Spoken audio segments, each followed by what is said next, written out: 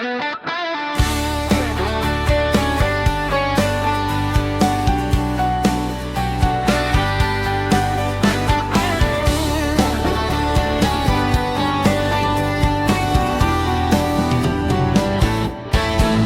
na naman ang presyo ng krudo. Bawat litro parang dinudurog ang puso. Karamihan ay tumigil, di na nakayanan. Sa hirap ng biyahe, lugi na ang kinabukasan. Pero may mga tsuper na di sumusuko, kahit na ang bulsa ay halos walang laman na. Nagmamaneho pa rin, umaasang may awa mula sa mga pasaherong kanilang kasama. Oh, sa gitna ng krisis, sino ang magdadamayan?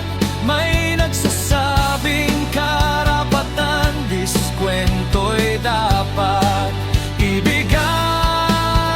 May nagrereklamo, may nagsasabing bakit tataas. Pero may puso ring handang umunawa at damayan. Kahit piso, 5 piso, dagdag sa pamasahe ay malaking tulong na pampainit ng damdamin, upang ang makina ay patuloy na umikot at ang serbisyo'y di tuluyang matigil. Alam naming mahirap, ipit din ang lahat. Sa taas ng bilihin, lahat ay naghahabol. Pero isipin niyo po ang ating mga driver.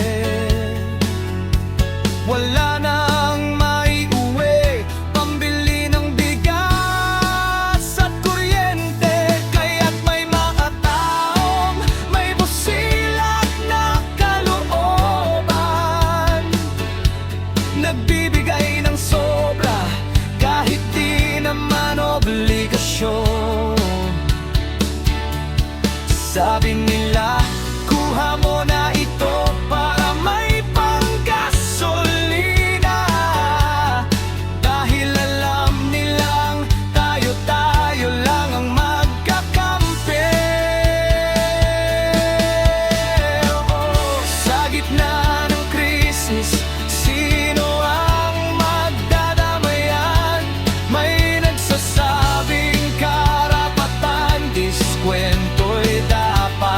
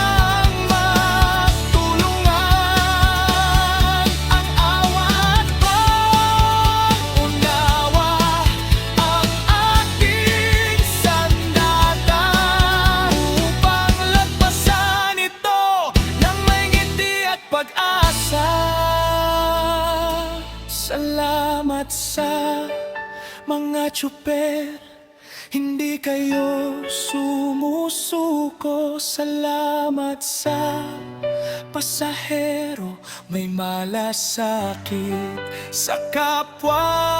Sa panahon ng pagsubok, pagkakaisa ang susi upang ang bawat biyahe ay tuloy pa rin.